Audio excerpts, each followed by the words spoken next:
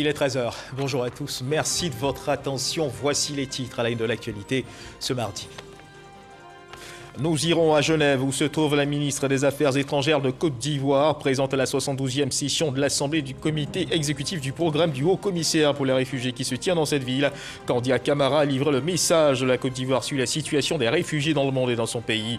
Le point de son intervention à suivre en ouverture de journal. Ce mardi 5 octobre 2021, la communauté internationale célèbre la Journée mondiale de l'enseignant, occasion pour le gouvernement ivoirien de rappeler sa politique de l'école gratuite et obligatoire pour tous. Le thème de l'édition 2021, les enseignants au cœur de la relance de l'éducation. À suivre le message du gouvernement dans cette édition. En République démocratique du Congo, les représentants religieux peinent à trouver un accord pour désigner leurs délégués au bureau et à la plénière de la commission électorale. Un nom, celui de Denis Kadima, est loin de faire l'unanimité. L'ultimatum posé par le président de l'Assemblée nationale aux confessions religieuses pour désigner leurs délégués a expiré. On en parle également dans cette édition. Voilà pour l'essentiel. Oui, bonjour à tous et merci de nous rejoindre. Candia Camara, la ministre des Affaires étrangères de Côte d'Ivoire, est à Genève, en Suisse, où elle prend part à la 72e session du programme du Haut-Commissaire pour les réfugiés. Une 72e session qui vise à fédérer les énergies de tous les États pour améliorer la prise en charge des réfugiés dans le contexte de la pandémie de Covid-19. La ministre des Affaires étrangères a livré le message de la Côte d'Ivoire sur la situation des réfugiés dans le monde et dans son pays. Reportage de Michel Digré. 107 membres du comité exécutif du HCR se penchent sur le cas de 82 millions de personnes réfugiées dans le monde, forcées de quitter leur pays en raison de persécutions, de conflits ou de violations de droits de l'homme. Leur nombre est passé au double en 10 ans. Le haut-commissaire du HCR tire la sonnette d'alarme. La ministre Candia Camara, elle, rassure sur la situation des réfugiés ivoiriens. Plus de 90% des réfugiés ivoiriens ont regagné la Côte d'Ivoire, soit plus de 274 000 personnes sur un total de plus de 300 000 grâce à la collaboration et au soutien du HCR.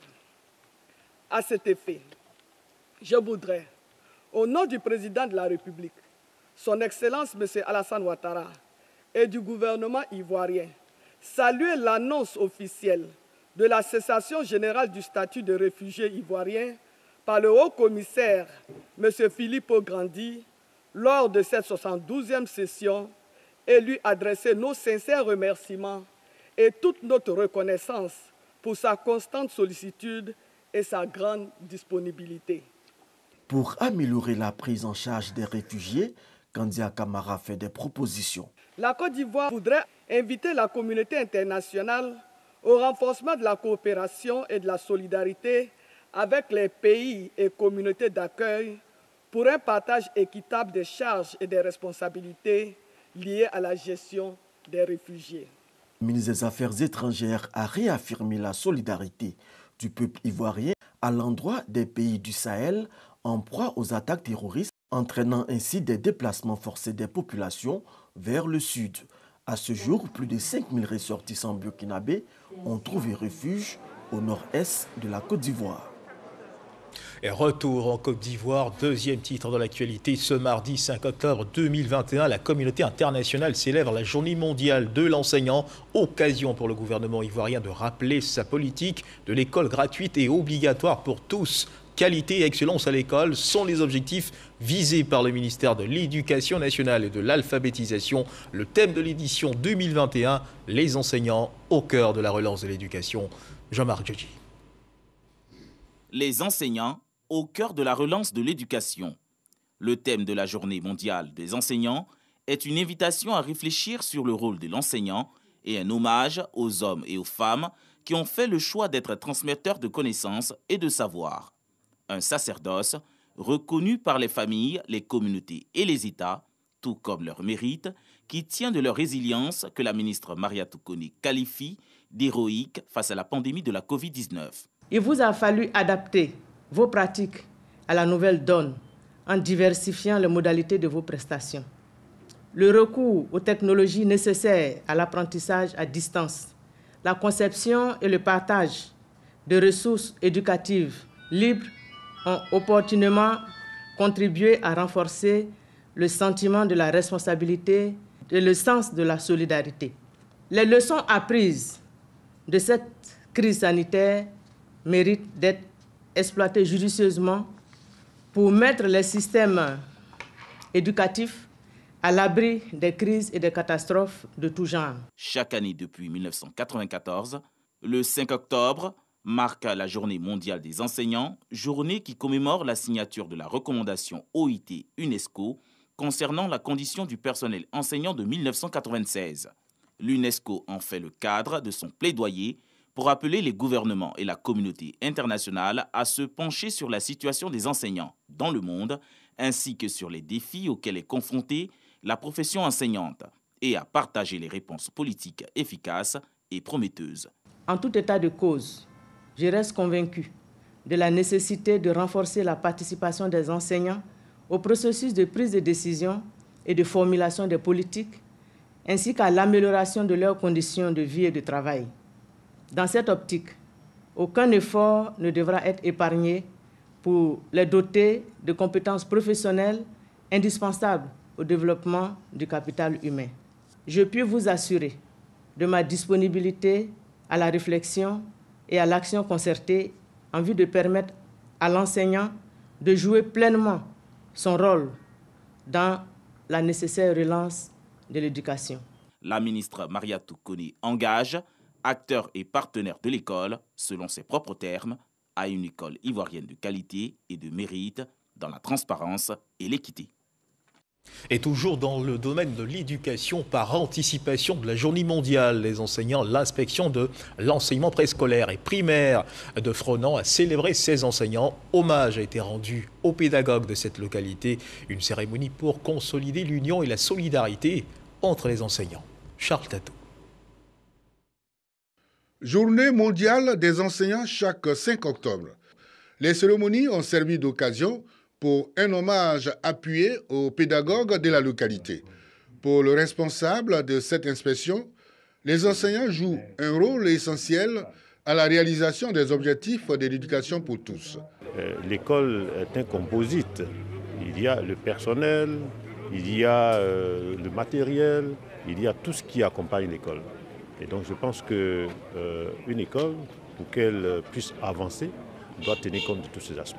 Parrain de cette journée des enseignants, Kone Kinyema, président d'une organisation non gouvernementale de la localité, a fait don de matériel informatique à l'IEP. Un geste social pour encourager les enseignants et soutenir l'IEP dans l'atteinte des objectifs fixés. Dans la continuité d'accompagner le corps enseignant, d'accompagner aussi ses collaborateurs pour la bonne exécution du programme qui a été donné par Madame la ministre. Les récipiendaires apprécient cette action qui, selon eux, est un hommage mérité. Ça fait plaisir quand nous sommes honorés en tant qu'enseignants. Parce qu'il faut dire que c'est un métier qui est très difficile. Il est passionnant. Quand nous sommes avec les enfants, c'est vrai, c'est nous les enseignants, mais nous apprenons aussi avec les enfants. Les enseignants retraités ont été également célébrés. Ceux qui ne sont plus de ce monde ont reçu des honneurs à titre posthume. Et on continue de parler d'éducation. Après la rentrée des classes des élèves du primaire et du secondaire en septembre dernier, c'est au tour des tout-petits de reprendre le chemin de la maternelle. Depuis hier 4 octobre, leur rentrée est effective. Les centres d'action communautaire éducatifs, les centres de protection de la petite enfance accueillent les tout-petits. La ministre de la Femme, de la Famille et de l'Enfant, représentée par son directeur de cabinet au cours d'une visite dans une de ces écoles, a exhorté les encadreurs et enseignants à plus d'efforts dans leur travail. Théodore Zouzou, Jean-Marc Djedji. Animation menée par la maîtresse Aminata dans cette classe de grande section du Centre de protection de la petite enfance, CPPE d'Anono.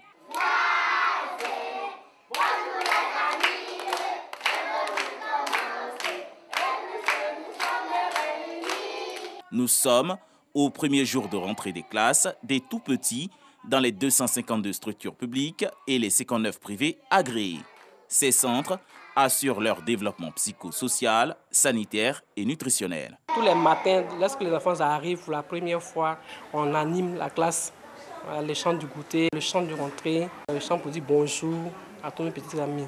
Une reprise des cours qui réjouit élèves, Parents et coordonnatrices des structures de protection de la petite enfance, CPPE, et Centre d'action communautaire pour l'enfance, CACE. Je suis content de venir aujourd'hui. Trouver les amis et puis la maîtresse. Quand je dépose mon enfant ici, mon enfant est en sécurité. Et puis il apprend bien. Ça me permet de faire d'autres activités. Il s'agit de la prise en charge de qualité de tous ces enfants que vous avez vus à travers toute la Côte d'Ivoire pour que la femme puisse aller à l'autonomisation le cœur tranquille. Et ces enfants qui sont protégés à l'institution sont éveillés, éduqués, pris en charge de manière holistique. Dans cet établissement est reçu Moussa Diarasouba, directeur de cabinet adjoint de Nassénéba Touré, ministre de la Femme, de la Famille et de l'Enfant, venu constater l'effectivité des cours. L'encadrement est de qualité déjà et ce qu'on demande aux enseignants et aux encadreurs, c'est de donner le meilleur d'eux-mêmes encore pour que ces enfants qui sont l'avenir de demain soient mieux encadrés, mieux structurés à partir du bas âge dans nos structures. Cette année, ce sont plus de 18 000 enfants de 18 mois à 5 ans qui seront encadrés par les agents des structures éducatives, permettant ainsi aux mamans de mener aisément leurs activités génératrices de revenus. Voilà, des tout petits, heureux de retrouver le chemin de la maternelle. 3 centres d'action communautaire pour l'enfance d'une valeur de 40 millions de francs CFA financés par des partenaires ont été remis à 3 villages dans la sous-préfecture de Soubré. Ces actions qui s'inscrivent dans le cadre de la lutte contre le travail des enfants dans la cacaoculture visent à contribuer à l'amélioration des conditions de vie des populations des zones rurales. 2605 familles sont impactées par le projet. Les ministres Nassénéba Touré et Alain Richard Donvailly ont procédé à la remise des clés de ces centres. Sam Conan. Des enfants visiblement heureux, assis sur un tourniquet, poussés par les ministres Alain Richard Donvailly et Nassénéba Touré. La scène se déroule dans le village de Balayo, dans la sous-préfecture de Soubré, à la grande joie des parents. Les gens disent que l'enseignement préscolaire est réservé pour les sociétés riches. Eh bien, l'action posée en zone rurale démontre que cette pensée n'est pas vraie.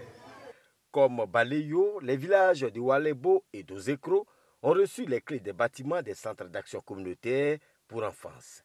Un projet dénommé « Les familles font la différence », cofinancé à hauteur de 40 millions de francs CFA par la Fondation Trek et le chocolatier Touton, et mis en œuvre par l'ONG internationale Rescue Committee. Notre présence ici aujourd'hui vise à inspirer du modèle de Russie, ici, pour orienter le projet à venir vers des acquis pérennes. L'approche des CACE nous paraît donc être une opportunité à explorer. Ces structures vont contribuer à l'amélioration des conditions de vie des populations rurales et lutter contre le travail des enfants dans la cacaoculture. La protection de l'enfant, l'éveil et l'éducation de l'enfant, l'autonomisation de la femme qui est libérée de la garde de son enfant pendant ses heures d'activité génératrice de revenus, l'harmonie et l'épanouissement de la famille. Tous les enfants de 2 à 5 ans doivent y être inscrits pour leur protection et leur éducation. Ils ne doivent pas être dans les plantations avec les mamans. Chers parents de la Nawa, nous avons renforcé encore ces acquis à travers la mise en place d'autres structures pour votre bien-être, telles que des écoles primaires, des collèges, des cantines scolaires et des centres de santé intégrés. De la phase pilote à la première phase d'extension de ce projet, 2605 familles et 10 420 enfants ont été impactés. La ministre de la Femme, de la Famille et de l'Enfant a profité de son séjour à Soubré pour se rendre à l'hôpital général, où elle a fait un don en vivres et non-vivres au service des prises en charge. Avant de rencontrer, malgré la coupure d'électricité ce soir, les femmes de Soubré à la salle des fêtes de la mairie. Il a été question de l'autonomisation de la femme au cours de cette rencontre. Et direction à présent la région de Gbeke, dans le centre de la Côte d'Ivoire, où le ministre des Ressources animales et halieutiques, Sidi Touré, a visité les stations piscicoles de cette région. Les centres de production impactés par la crise de 2002. Centre d'intérêt de cette visite, la relance des activités piscicoles. Et enfin, le ministre a invité les Ivoiriens à s'intéresser à cette activité. Fort Quadio. Le ministre des Ressources animales et halieutiques, Sidi Touré, a visité les stations piscicoles de la LOCA, le centre de stockage de poissons du CNRA. Selon Nguessan Yaojouach, chef de la station de la LOCA, la structure est en ruine car restée inexploitée après la crise de 2002. La station fonctionne au minima avec le sexage manuel. Le technicien et ses hommes sont conscients qu'il est nécessaire de produire assez d'alevins pour les pisciculteurs. Les premiers alevins du CNRA, au nombre de 10 000, ont été livrés le 19 mars 2019. En 2020, 55 000 alevins livrés. Aujourd'hui, 70 000 alevins livrés aux aquaculteurs. Sidi Touré a visité les closeries, le fonctionnement des étangs et les installations électriques alimentées par des panneaux solaires. Le centre de stockage des aliments de poissons situé à la mairie de Bouaké est à l'abandon. La station de recherche pour la pêche et l'aquaculture continentale du CNRA de Bouaké, créée en 1956, a aussi subi les effets de la crise de 2002, perturbant le fonctionnement de la pêche et de l'aquaculture continentale. Plusieurs agressions du CNRA, notamment les feux de brousse, ont détruit la tuyauterie et l'émiettement barre les riverains. Et certaines structures publiques sont les menaces subies par le CNRA. Les installations du CNRA demandent une réhabilitation. Le ministre a encouragé ses collaborateurs à travailler avec la même détermination. Annuellement, nous ne produisons qu'à peine 5 000 tonnes de poissons, là où il y a près de 600 000 tonnes que nous importons. Ceci n'est pas acceptable. Il faut que les Ivoiriens s'intéressent véritablement à ce secteur. L'espace qu'occupe cette structure de recherche est estimé à 400 hectares. Il faut que les Ivoiriens s'intéressent à ce secteur d'activité en termes d'acteurs de toute la chaîne de valeur pour se faire de l'argent, consommé local et de qualité. Un reportage signé Kouadio Kwame de la station régionale de RTI Bouaké. Il existe désormais une instance de régulation des filières EVA et palmier à huile. Son nom, le Conseil EVA palmier à huile. Cet organe a pour mission de contrôler, réguler, de veiller au développement de ces deux filières. Dans cette dynamique, ce Conseil EVA palmier à huile était récemment en visite de travail dans la région du Sud Comoé afin de s'enquérir des réalités des acteurs de ces deux filières. C'est ce que nous rapporte Mahama Traoré. La région du Sud Comoé est surtout connue pour ses nombreuses plantations d'EVA et de palmiers à huile. Elles s'étendent sur des centaines d'hectares, appartenant à des particuliers comme à des industriels et faisant vivre de milliers de familles. C'est d'ailleurs pour cette raison que le conseil de régulation de ces deux filières a choisi le Sud Comoé pour une visite de terrain. La tournée a sillonné plusieurs localités de cette région.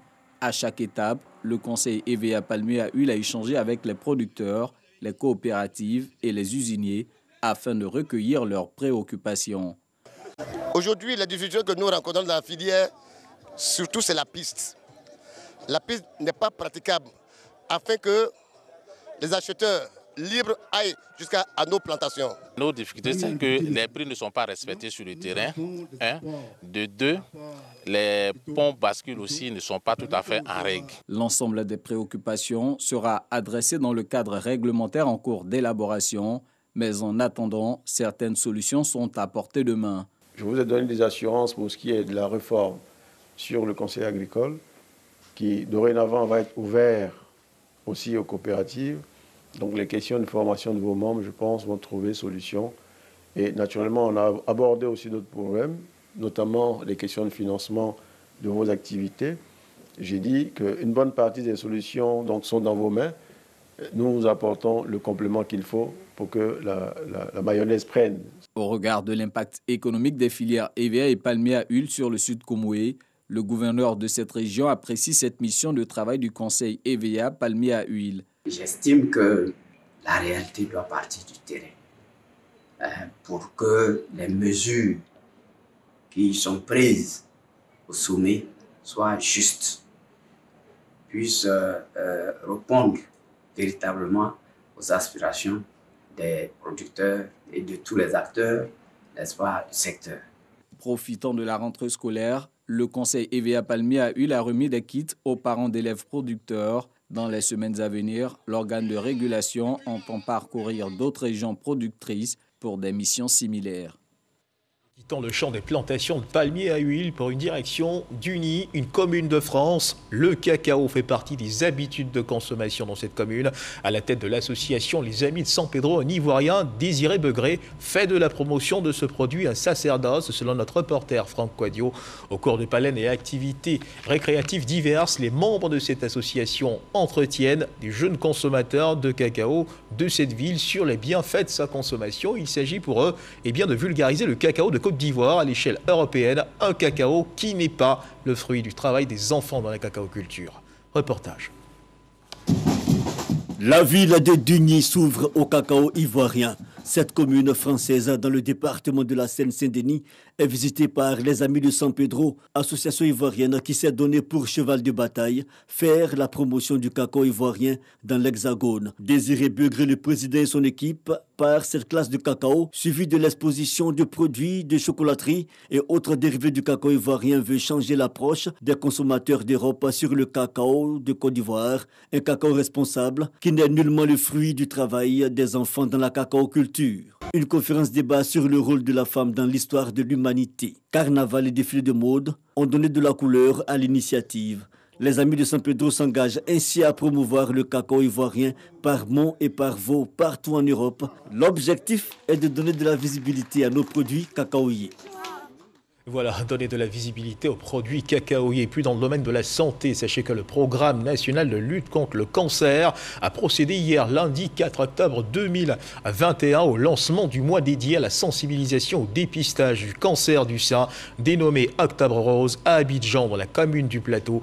Place sous le thème Guérir du cancer du sein par le dépistage. Ce mois d'octobre sera marqué par des campagnes de sensibilisation et de dépistage gratuits dans les localités d'Aboisseau, de Boaké et d'Abidjan. Nous y reviendrons dans nos prochaines éditions. Et toujours dans le domaine de la santé, il faut continuer de faire attention. La Covid-19 est toujours présente en Côte d'Ivoire, assure l'évolution de la maladie dans notre pays.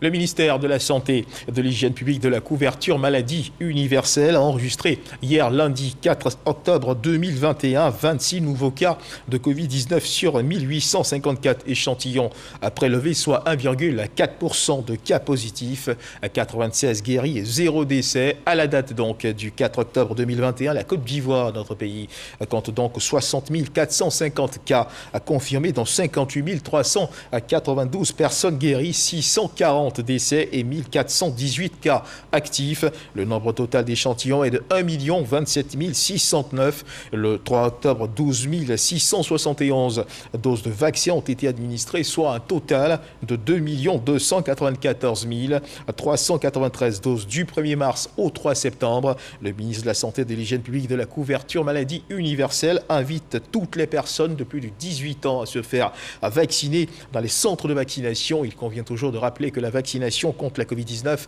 est gratuite et volontaire.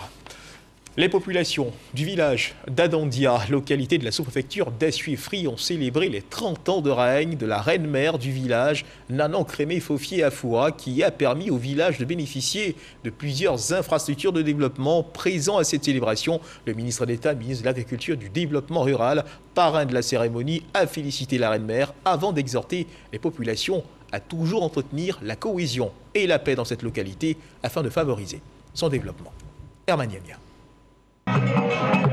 C'est en 1991 que Nana Crémé Afoua Fofié a été intronisée reine-mère d'Adandia, village de la sous-préfecture d'Essuie-Fry. En 30 ans de règne, cette dame qui fait office de conseillère du chef du village a su entretenir un climat de paix et de cohésion au sein de sa communauté. Sous son impulsion au dit des populations, Nana Crémé, 96 ans, a permis à Adandia de bénéficier d'électricité, d'écoles primaires, de centres de santé, entre autres. Pour toutes ces actions, les fils et filles du village ont décidé de l'honorer en la célébrant. Pendant ces 30 ans, avec maestria, elle a exercé son pouvoir à la fois politique et social dans le village, dans le strict respect de ce serment. La reine-mère n'est ni la mère ni l'épouse du roi. C'est une institution qu'on retrouve dans la chefferie, dans la royauté à Caen. La reine-mère est issue de familles nobles habilitées à la fournir au royaume ou au village. Le ministre d'État Kobina Kwasi Adjoumani, par ailleurs parrain de la cérémonie, s'est félicité de ces réunions sans conflit foncier entre les communautés vivant à Dandia. Il a encouragé à continuer d'œuvrer pour la cohésion entre les populations, gage de tout développement durable. C'est pour moi un grand plaisir et une réelle satisfaction d'être avec mes parents d'Adandia et de venir célébrer avec vous le 31e anniversaire de notre reine-mère, qui n'a pas vécu inutilement. Présent aux côtés du ministre Kobina Kwasi Adjoumani, le député maire d'Assuefri Transua, Séverin Yobois, et Serge Yvon Vremen, membre du bureau politique du PDCI, ont décidé désormais de taire les querelles et d'œuvrer main dans les mains pour faciliter le développement du Gontougou. Nous avons compris que si nous continuons dans des palabres, nous n'allons pas avancer. Et la politique, elle est faite pour faire avancer ses parents. Il ne faudrait pas que nous opposions à lui pour tirer le contrôle derrière. Celui qui veut, il ne veut pas, c'est Adjoumani. Celui qui veut que son village développe là, il faut Adjoumani. Parce que nous-mêmes là, quand on veut quelque chose là, c'est Adjoumani, on va voir. Pour aider nos villages. Réagissant à la suite de ses jeunes frères, Kobina Kwasi Adjoumani les a salués pour leur courage et s'est dit disposé à renforcer cette unité retrouvée. Au cours de cette cérémonie, le ministre d'État, ministre de l'Agriculture et du Développement rural, a offert une ambulance flambant neuve aux populations d'Adandia afin de faciliter l'évacuation des malades. Passons d'une célébration à une autre. Les ressortissants guinéens vivant en Côte d'Ivoire ont célébré le 63e anniversaire de l'indépendance de la Guinée. Au vu de la situation de Covid-19, c'est à l'ambassade de la Guinée à Cocody-en-Gré qu'ils se sont retrouvés sur invitation de l'ambassadeur de Guinée en Côte d'Ivoire, son Excellence Abdourahmane Sinkoun Camara. C'était hier lundi. Jenny Babini, Didier Nguessan. La Guinée a célébré ce 2 octobre 2021 son 63e anniversaire d'indépendance.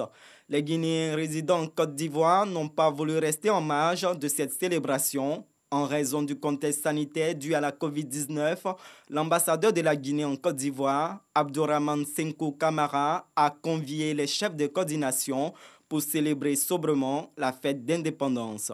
Nous célébrons ce jour l'an 63 de notre accession à la souveraineté nationale dans un contexte mondial généralisé de propension de la maladie du coronavirus et particulièrement de grandes mutations socio-politiques dans notre pays suite à la prise du pouvoir par les forces de défense et de sécurité réunis au sein du Comité national de rassemblement pour le développement, le CNRD. Oui, un engagement total et sans équivoque de tous les fils et filles de la Guinée pour bâtir une nation forte, unie et prospère. La cession à l'indépendance acquise, les chefs de coordination espèrent le développement au bénéfice de tous les Guinéens. C'est 103 ans de la Guinée, vraiment c'est magnifique.